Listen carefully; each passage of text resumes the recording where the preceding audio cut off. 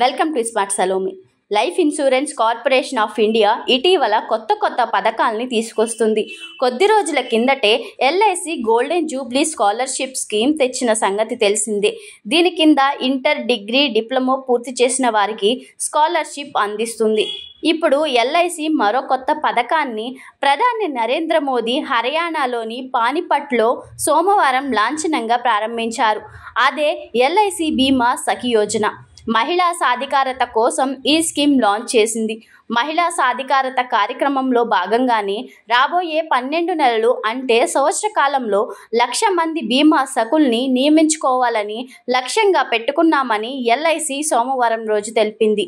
ఈ పథకంలో భాగంగా బీమా సఖులకు స్ట్రైట్ ఫండ్ కోసం 840 కోట్ల వరకు వెచ్చించినట్లు ఎల్ఐసి సిఇఓ ఎండి సిద్ధార్థ్ మోహతి వెల్లడించారు.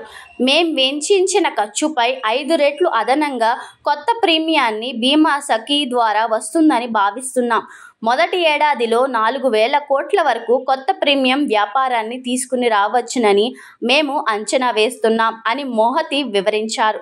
మారుమూల గ్రామాలు, ప్రాంతాలకు కూడా ఎల్ఐసి సేవల్ని మరింత విస్తృతం చేసేందుకు బీమా సఖి స్కీమ్ ఉపయోగపడుతుందని చెప్పారు. రానున్న రోజుల్లో ప్రతి గ్రామ పంచాయతీకి ఒక బీమా సఖిని నియమించే యోచనలో ఉన్నట్లు చెప్పుకొచ్చారు.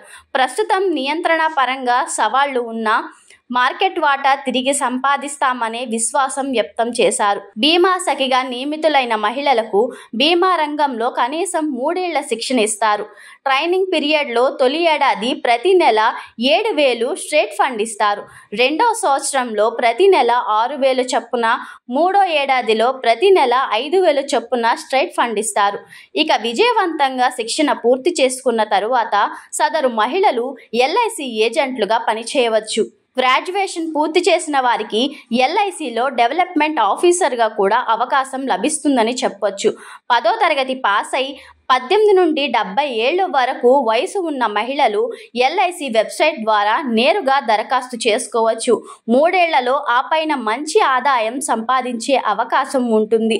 సమాజంలో మహిళలకు ఉద్యోగ అవకాశాలు కల్పించడం సహా అక్షరాస్యత బీమా పైన అవగాహన కల్పించడమే ఈ పథకం ప్రాథమిక లక్ష్యమని ఎల్ఐసి స్పష్టం చేసింది.